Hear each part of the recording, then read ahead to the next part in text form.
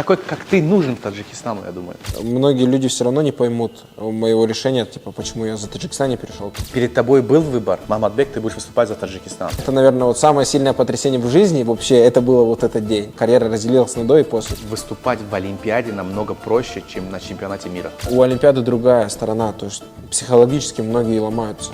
Для тебя важно, для какой страны завоевать золотую медаль олимпийскую? Мы за Россию последние 3 года выступали без флага. Я посмотрел эмоции шейхов. И он меня обнимал как своего сына. То есть ты первый человек, который для Эмиратов привел медаль, да, по-моему? Про личную жизнь. Расскажи что-нибудь. У тебя красавица жена, вы оба дзюдоисты. Расскажи про семью дзюдоистов. Иметь вторую жену. Ну, для меня Ну, ты отвечаешь, и я же отвечаю. Иметь вторую жену. Стрём. Стрёмно.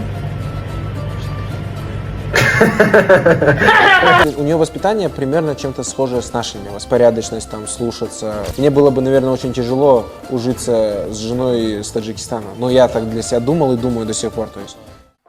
دوستان عزیز السلام علیکم. اگر شما خواهش فروختن یا خریداری автомашина داشته باشید مرحمت به تیم عدش авто مراجعت نمایید. нархҳои мо дастрас ва аллакай дар 3 моҳи охир мо зиёда аз 250 автомобилро ба мизоҷони худ расонидаем.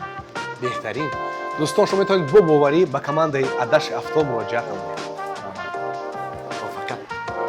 Друзья, все помните это эмоциональное видео, на котором одевают парик на лысых мужчин? Насколько ухоженные и красивые волосы меняют облик человека. У некоторых из них идут слезы. Я вам предлагаю прямо сейчас сделать пересадку волос, чтобы потом не жалеть, как эти мужчины. Клиника Огузмед поможет вам и вашим близким сделать пересадку волос. Обратитесь от моего имени и получите 20% скидку. Подробная информация по номеру телефона или в описании под этим видео. Махматбек, ассаламу алейкум. Александр. Спасибо большое, что ты нашел время, свое ценное время пришел, поделился с нами. Вот, скажи, пожалуйста, ты как пришел в дзюдо? Почему ты выбрал дзюдо? Но у меня особого выбора не было. Я родился сам в Иркутске, в России. Мои дяди Эргаш, Фатех, они изначально тренировали дзюдо, то есть Эргаш занимался дзюдо, потом уже ушел в тренерскую деятельность и тренировал Фатеха там. Ну, короче, семейный вид спорта, в общем. И у меня особого выбора не было там. Сколько мне лет 5 было, я уже на ковре был. То есть я сколько себя знаю, я тренирую. Это неосознанный возраст был. Ну, мне говорят, плюс-минус там 5 лет. Потому что первая грамота, которая у меня есть, это уже 7 лет, 19 килограмм. И у меня вот первая грамота, короче, соревнований. Вот такое. Вот тоже для тебя есть такие моменты в жизни, которые это была для тебя прям значимая победа, не считая уже профессиональную твою, так скажем, уже мир, там, это не будем считать. Чисто вот ты пришел, и ты выступаешь под дзюдо, и тебе говорят, твое первое серьезное выступление. Ну, наверное, самое такое все равно эмоциональная победа, это, наверное, было у меня первенство России до 21 года первое, когда я выиграл. То есть я был по юношам до 18 лет, и у меня по юношам, ну, я был в сборной, то есть 2 года был я в сборной юношеской, но у меня борьба была, то есть я вот на средний уровень был, но я не был никогда в топе. И так получилось то, что я перехожу в возрастную категорию другую, а там 96, 97, 99, то есть все старше меня. Плюс я меняю весовую категорию, я был в 55, перешел в 60, и ну, никто не ожидал. И очень сильный вес был тогда в России 60 килограмм. Там, вот даже сейчас, если вы посмотрите, Рамазан Абдулаев тогда боролся, Аюб Блиев, то есть сейчас первые номера России, то есть вот все мы там боролись. И я как такой черная лошадка, темная лошадка, вот, и вышел, и ну, я никогда в себе не сомневался, но все равно, когда я тогда выиграл Россию, для меня это прям, ну, запомнилось очень сильно. То есть, прям первая такая победа, значимая, на самом деле. А кто был в финале с тобой? В финале я боролся с Абьяном. Абьян с Краснодара. А, нет, ошибаюсь, с Абьяном я боролся выход в финал. В финале тоже я боролся с Юга. Сейчас мой друг Азамат Ачмизов. Вот. Он тогда тоже считался очень сильным таким спортсменом, но во взрослой карьере у него уже там он завязал, там сейчас тренерской деятельностью занимается. Вот. То есть на тот момент он считался очень таким серьезным соперником. Вот. И ты победил. Я проигрывал в Азаре, и за там, секунд 30 до конца я болевой сделал там, и выиграл. Но это было давно довольно, 14 или 15 год. А, нет, не настолько. Тебе сколько лет было тогда? Мне было 17. Ты вообще был молодой. Ну да, сколько лет? 7 лет назад. 7 лет назад. 2017 год, получается, да. Вот, то есть я так особо не помню. Ну, у меня, я знаю одно, то, что у меня по-любому не было какой-то суеты в голове. То есть я когда борюсь на соревнованиях, даже если я что-то пропускаю, то есть, ну, я по-любому доведу сначала схватку до конца, уже потом буду думать. Когда предложили вам выступить за Таджикистан, тебе и Сомону, перед тобой был выбор? Маматбек, ты будешь выступать за Таджикистан? Или Сомон будет выступать за Таджикистан? Вот как вы решили, кто из вас пойдет выступать за Таджикистан? Ну, это не совсем так работало, то есть в любом случае мы родились, тренировались и выросли в России. То есть, получается, я был в юношеской сборной уже, а вот у Сомон на категории 2 выше меня был, и у него не получилось зацепиться, я помню. Вот, и, ну, чтобы, во-первых, я его уже догонял по весу, то есть мы изначально уже рассчитывали то, что мы будем в одной весовой категории. А во-вторых, чтобы он мог бороться тоже на международной арене, на турнирах, дяди сделали такой выбор, что надо одного за Таджикистан отправить, бороться, выступать. То есть, ну, и вот так сложилось, он перешел за Таджикистан, я в России остался. Вот, ну, как-то так. Но не жалеешь вообще об этом? То есть то, что ты не выступаешь за Таджикистан, там, об этом не жалеешь? Ну, изначально у меня как-то особо такого желания, рвения, ну, для меня это было... Я первый раз приехал в Таджикистан, знаете, во сколько лет? Мне было уже 21 год. Ничего себе, 21. То есть я до этого был в Таджикистане в 4 года. А. Когда мне было 4 года, я был здесь. В Анже. В Анже, да, мы приезжали и на полгода. То есть такие отрывками я что-то помнил. А вот именно в осознанном возрасте я приехал, мне было 21 год. То есть для меня это, ну, нечто новое было. Какие Вот. ты представлял родину? Ну, честно, я не ожидал. То есть, во-первых, Душанбе меня сильно удивил. Я не думал, что здесь будет так красиво. Центр, ну, на самом деле нереально. Вот, то есть, вот первые впечатления для меня были то, что Душанбе очень такой красивый город, нереальный, современный, то есть здесь все есть. А второе, мы когда поехали в горы, то есть меня природа вообще убила. Это прям как из фильмов, наверное. Небо как будто так близко, и вообще, в принципе, все. И я даже как-то попросил, я говорю, дедушку сказал, типа, постелите меня на улице, я хочу на улице поспать. То есть вот так было все. Ну, мне понравилось очень сильно. Единственное, то есть тяжело добираться туда. Добираться Мне долго, да? очень тяжело Сколько было. часов? То есть, ну сколько, мы часов 10-11, наверное, ехали, если не больше. Но там, грубо говоря, 3 часа нормальная дорога, а потом ты 6-7 часов по бездорожью едешь. Вот. Но красиво, вид красивый, нереально. То есть просто тяжело из-за того, что там дороги нету нормальной. Я тоже очень хочу поехать туда, в город Бадахшанск, наверное, весной поеду. Твой первый гранд-слам, гран-при, вот об этом расскажи, пожалуйста. Но немногие знают, если честно. Все думают, что мой первый большой шлем это был Казань, и я сразу выиграл. Но это было не совсем так. Мой первый шлем был за 2 недели до Казани, мы поехали в Грузию бороться. Вот, и в Тбилиси был большой шлем, тогда еще был коронавирус, то есть там вот эти анализы сдавали, ну никого никуда не пускали. Вот, и у нас был, короче, тренировочный сбор в горах, в Кисловодске, в России, то есть там есть одна база, которая, ну, все там профессиональные даже бойцы, тот же Ислам Махачев, Хабиб Нурмагомедов, они постоянно там раз-два в год ездят туда тренироваться. То есть, и наша сборная тоже раз в год ездила в горы, чтобы мы там готовились. Но там есть обратная сторона медали, как говорится. То есть там то, что ты когда едешь тренироваться в горах, тебе нужно потом акклиматизироваться обратно.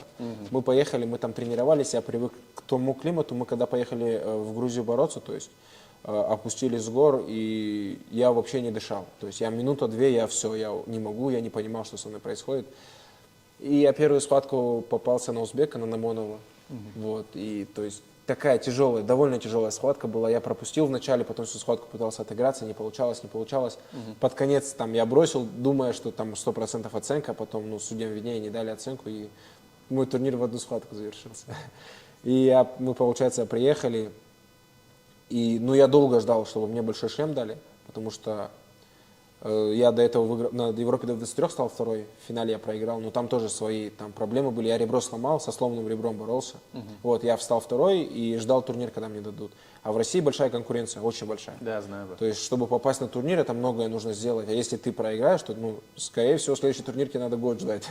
То есть, это проблемно.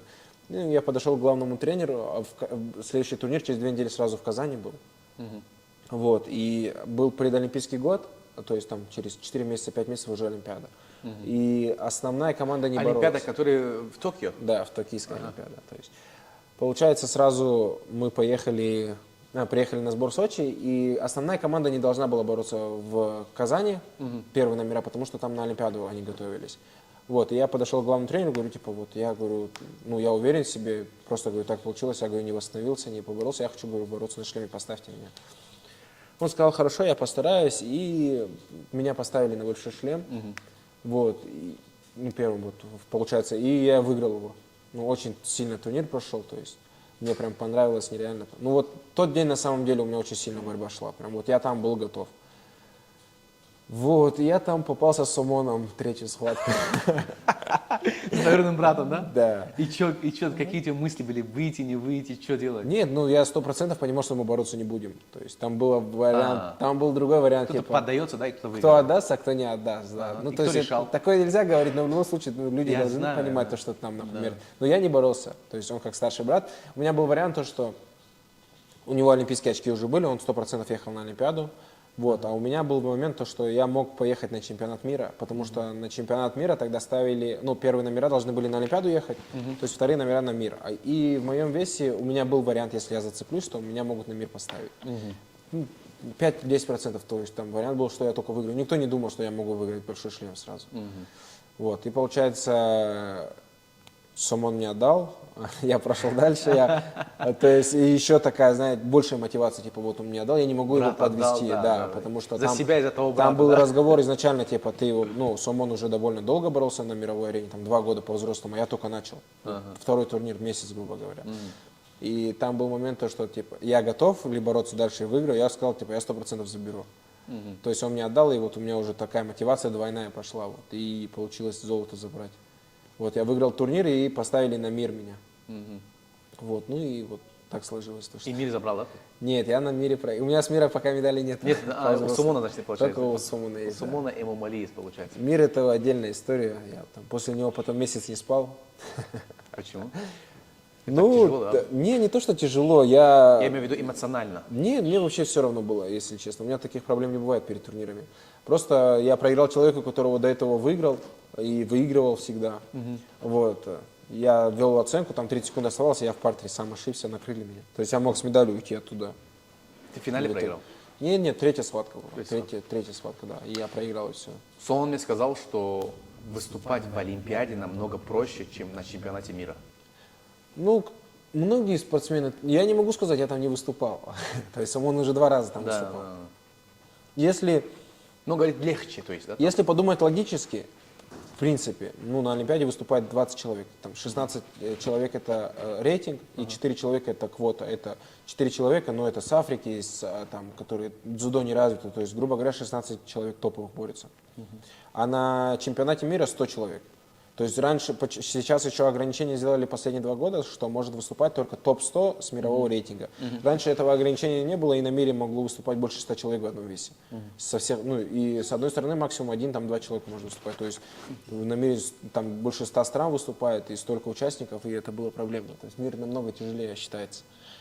Но у Олимпиады другая сторона, то есть психологически многие ломаются. Просто я много спортсменов видел, которые очень сильные, и они выходят, они просто не могут свою борьбу показать. Сомон вышел в финал, вышел в Олимпийские игры, схватил за 3-е место. Что ты посоветовал ему? С чем ты поделился с ним? Я понимаю, что ты мне сейчас скажешь, он старше меня и намного опытнее, но тем не менее я знаю, что у вас есть свои секреты, свои вот эти вот. Хотя бы чем-то поделись, какая была атмосфера между вами вот в диалоге? Да, у нас всегда одна и та же атмосфера. У нас не важно, либо ты на обычном турнире, либо на Олимпиаде. Просто мы поддерживаем друг друга, говорим, что, ну, в любом случае со стороны виднее, кому что хватает, кому что не хватает, ошибки, не ошибки. Мы просто друг друга поправляем, говорим, что дальше делать, и, ну, и поддерживаем. Вот все. Ну, то есть ничего такого сверхособенного нету. Просто братская поддержка. 16 лет не было олимпийской медали, да, там после выступления Расула Бакиева. И тут на тебе сразу 2 медали. Ну, вообще, по-хорошему, я должен был туда поехать. Я знаю. Ну, у меня...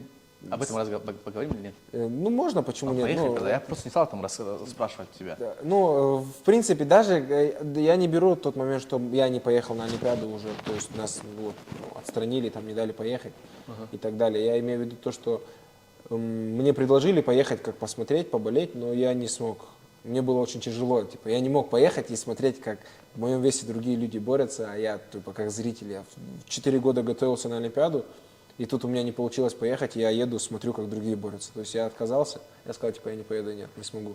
Ну, насколько я знаю, по-моему, Олимпийский комитет тебе одобрил, да, по-моему, путевку? Да, Олимпийский комитет дал мне добро ехать. А почему ты тогда не поехал?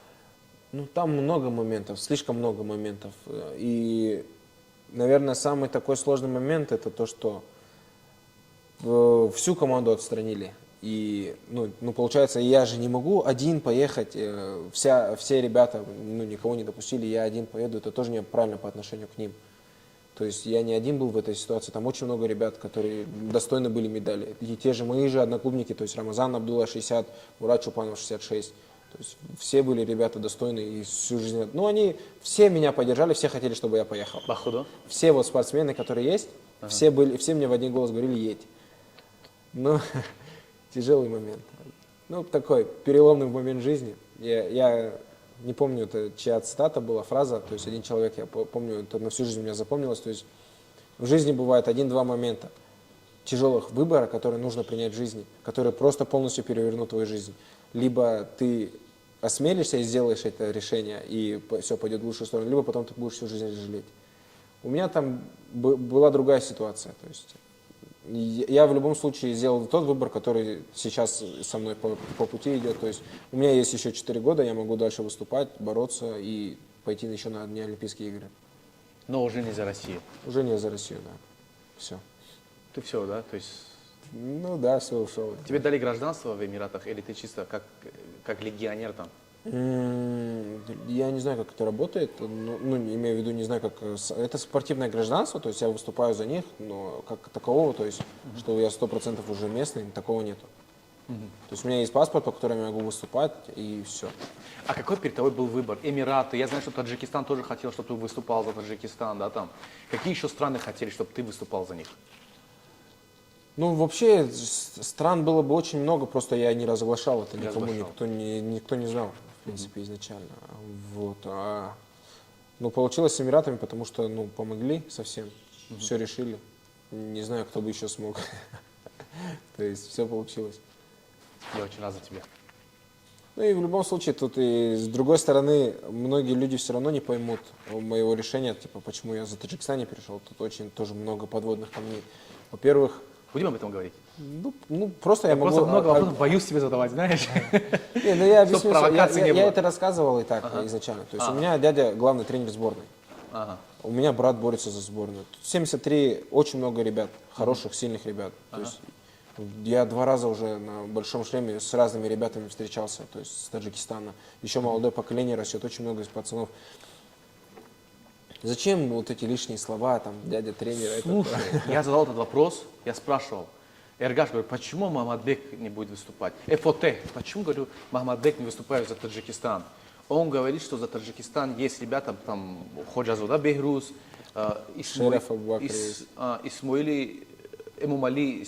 Не, Нурали, Нурали. он в 66 борется. А ты 70, да? Я в 73. А, в 73. Ну, 73 там сейчас, ну, топовый самый, наверное, вот Асадулоев, который на мире сейчас 3-й стал, молодой, 73. При всем уважении к этим ребятам, я их очень сильно уважаю, я уважаю их достижения, но ты этих ребят уже выигрывал. У тебя реально, вот, я просто говорю, почему он не выступает за Таджикистан? Этнический таджик выступает, ну, Россия, да, это наша вторая родина, но Эмираты, такой, как ты, нужен Таджикистану, я думаю. Сложно. Очень. Был момент, когда я должен был, уже хотел, но не получилось. То есть, ну, не судьба, значит, что я сделаю.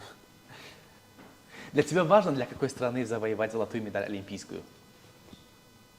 Честно говоря, я не знаю, кому-то это может показаться неправильным, я не знаю, но я не считаю вообще, в принципе, для меня непонятно, когда человек какую-то страну возвышает, либо там говорит, что она такая-то, я там хочу за это, то... Не, ну, я понимаю, точно. Я говорю о твоих корнях. Все-таки Да. таджикские твои корни, твоя родина. Как...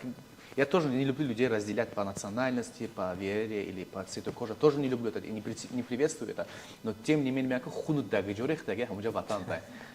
Не, конечно, А говорит, хочется- это Россия. Ну, я родился в России, да, то есть, типа, ну, для меня, ну да, Россия, там, грубо говоря, даже можно сказать, как первая родина, потому что я всю жизнь там провел, Да, всю осознанно, все, что есть у меня, все связано с Россией, вообще полностью все. А не сложно было тогда, знаешь, за Россию не выступать? Потому что я знаю, что у тебя особая любовь к России, как и у меня тоже. Ну, просто, как сказать, то есть мы за Россию последние 3 года выступали без флага. У нас не, ну, значит, мы уже 3 года выступаем без флага, без гимна, без всего, то есть последний раз, когда я выигрывал турнир и был на пьедестале с гимном, это была Казань. После Казани 5 больших шлемов, которых я выиграл, белый флаг, ну ты как этот, никто. Беватан. Беватан, да. Ну ты просто вот, ну меня больше всего убивало то, что они нам говорили то, что вы нейтральные атлеты, ничего не это, но когда мы выходим на соревнования, либо нас могли не допустить куда-то, не пустить бороться, не пустить на Олимпиаду, вот, не пустить на мир. То есть это очень тяжелые 3 года были для меня. Я очень сильно готовился. Я победил тогда большой шлем в Монголии. И через 3 месяца был мир, чемпионат мира. И нам за неделю до мира говорят, что мы не едем. За неделю я вот готовлюсь, вот представьте, вот я готовлюсь на мир, я тогда был в рейтинге в топ 5-6, ну я был прям в топе, то есть я должен был быть вообще там, ну я очень сильно готовился на этот мир. Мы готовимся, и я уже вес гоняю, все там, то есть психологически все готов там, и нам говорят, мы за неделю там не едем на мир, все. И для меня это, наверное, вот самое сильное потрясение в жизни вообще, это было вот этот день. Это вот у меня вот чисто карьера разделилась на до и после, то есть на тот момент для меня, кроме дзюдо, не было вообще ничего в жизни. Это 21 год, не, 22 год. Вот. То есть на тот момент, вот в 22 году все поменялось для меня. Это я потом уже начал там в другие сферы залазить, учиться, это все. Вот. И, ну, просто я начал себе задавать вопросы. Получается, мы не едем на мир, нас не пускают, и мир побеждает Цендачир, которого я выигрываю 3 месяца назад. То есть, вот, нас не пускают на мир, через неделю это происходит, это второй удар сверху. А я еще поехал в Ташкент смотреть уже, просто смотреть на мир. И поэтому я на Олимпиаду не поехал, потому что вот я помню те ощущения, которые у меня были в Ташкенте, когда Цендачир выиграл, я вообще был в шоке. То есть я не спал потом еще весь месяц, то есть для меня было тяжело это принять. Ну, наверное, после этого многое изменилось в моей жизни. В принципе, я воспринимал все по-другому. То есть я понимаю, что я отдал спорту всю свою жизнь. Всю свою жизнь, да? Все я отдал этому спорту. И тут просто не из-за меня, я там иду первым номером, все, вот, все идет как нужно. Несправедливо. Просто люди, какие-то люди сверху, которые в жизни ничего не понимают, там, за тебя решили, что вот, ты не можешь ехать на мир, там, эта страна там изгой, туда-сюда. То есть для меня это было очень сильным потрясением. Я очень долго не мог поправиться. То есть у меня после этого очень сильный спад пошел. Нереально сильный спад.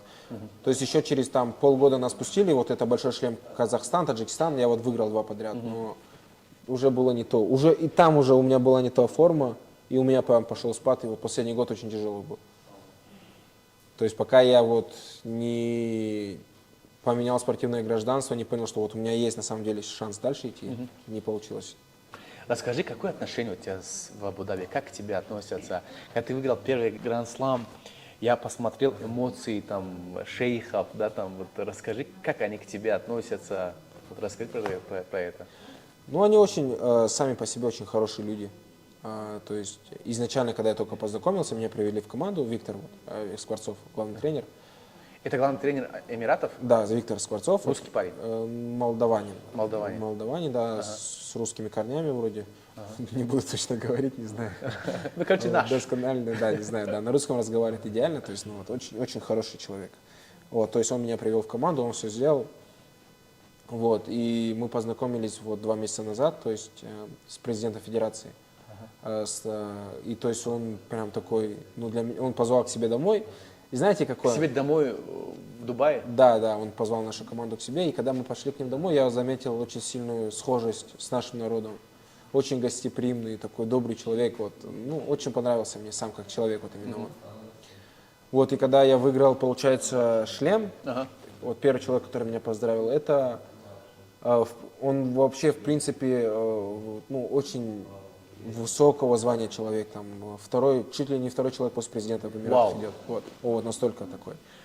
Вот, и он меня обнимал как своего сына, я так думаю... То есть ты первый человек, который для Эмиратов привел медаль, да, по-моему, или нет? Ну, вообще, за день до меня девочка выиграла авангол. Ага. Вот, и получается, вот среди пацанов последний раз золото брал Виктор 11 лет назад. Это же. Этот же, мой тренер, да. Ага. И получается, сейчас я взял, и то есть, ну, было очень сильно. То есть, прям. И они так, мы с ними потом общались несколько дней, то есть очень такие люди. Они очень простые, вот чисто как свои. То есть и с ними можно обо всем что угодно поговорить, они со всеми проблемами помогут, все делают для тебя. А в плане инфраструктуры как там вообще? Там поддерживают вас, там доктора есть, питание есть, витамины Всё, есть. до мелочей. Хочешь, готовься в Сочи, хочешь, готовься в Токио. Есть такое? Конечно, но в любом случае это, конечно, тренер все делает. То есть у нас нету ограничений в плане, мы в любое место в мире, там, я не знаю, если на Луне будет сбор, мы на Луну поедем.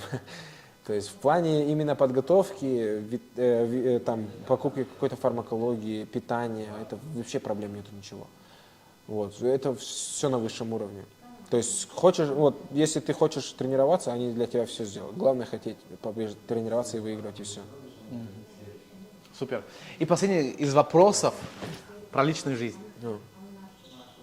Расскажи что-нибудь. Просто ты вроде как в Инстаграме публичный человек, у тебя красавица жена, вот, и вы оба дзюдоисты. Расскажи про семью дзюдоистов. Иметь вторую жену. Это что, для меня же, да, вопрос?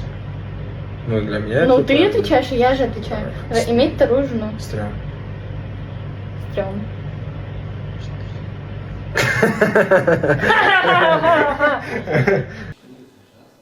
Ну, ну так, не знаю. Как вы так познакомились? случилось. Расскажи про это. Ну, это очень долгие истории. Я просто в этом плане мне тяжело что-то рассказывать. Ну, довольно давно знакомы. То есть сколько лет уже получается? Мы женаты 3 года. И до этого еще общались, ну, года 3 тоже. Ну, довольно давно знакомы. То есть, как сказать вам? Она выросла на юге, и именно очень хорошее воспитание, во-первых.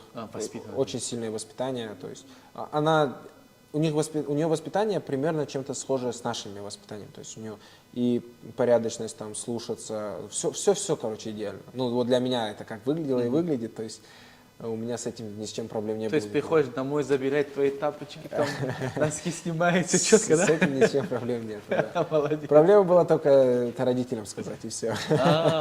Кстати, интересно. Ну, видите, ну, кому-то может это быть непонятным, но, опять же, я говорю, я вырос там, у меня другие чуть, не то что даже менталитет, то есть мне было бы, наверное, очень тяжело ужиться с женой с Таджикистана, но я так для себя думал и думаю до сих пор, то есть, потому что, мне кажется, были бы совсем разные понятия. Но тут же в любом случае, то есть ты с человеком всю жизнь живешь, как это будет в дальнейшем? Еще тем более из спорта, из дзюдо, этот человек тебя очень идеально поймет всегда. Да. Вот это самое главное. Да. Вот, и поэтому вот как-то так сложилось. Твои напутственные слова молодежи России, Таджикистана, СНГ, Эмиратов, брат. Хочешь говорить на английском, Всем, хочешь да. на русском? Я с английским я сейчас учу еще там. У меня вот сейчас получилось то, что я, в принципе, в школе учился, потом дополнительно ходил, но у меня никогда такого уровня прям высокого не было. И сейчас пришлось, мы там месяц, 2 недели в Эмиратах, потом месяц в Японии, то есть уже начал сам, то есть специально заставлять себя учить. И получилось интервью сейчас дать на английском, то есть такое 3-4 минуты. Ну, для меня это прям такой сильный буст. Вот, и сейчас надо изучать дальше, потому что это очень важно для меня будет. Напутственные слова, ну, нужна цель, к которой вы будете идти, потому что, оглядываясь назад, я могу сказать одно, вот когда, опять же говорю, когда вот в 22 году это все произошло и нас отстранили, то есть я осознаю сейчас это, не тогда, вот именно сейчас, то, что у меня на самом деле потерялась моя цель, я не знал, хочу ли я дальше тренироваться или нет, и из-за этого сильный спад пошел.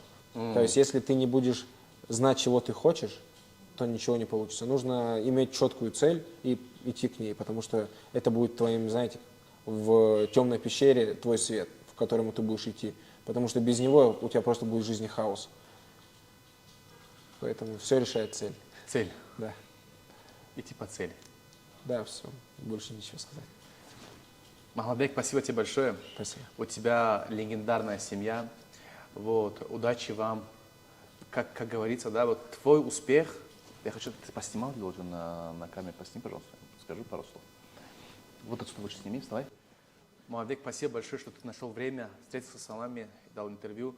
Я не устану сказать, твоя победа – это победа всего таджикского народа, за кого бы ты ни выступал, когда ты выступаешь, и не имеет значения, против парня из Таджикистана ты выступаешь или откуда-то еще. Для нас твоя победа – это как родное, потому что ты наш. Рахмати Калон. Спасибо. Ага. Удачи тебе. Спасибо.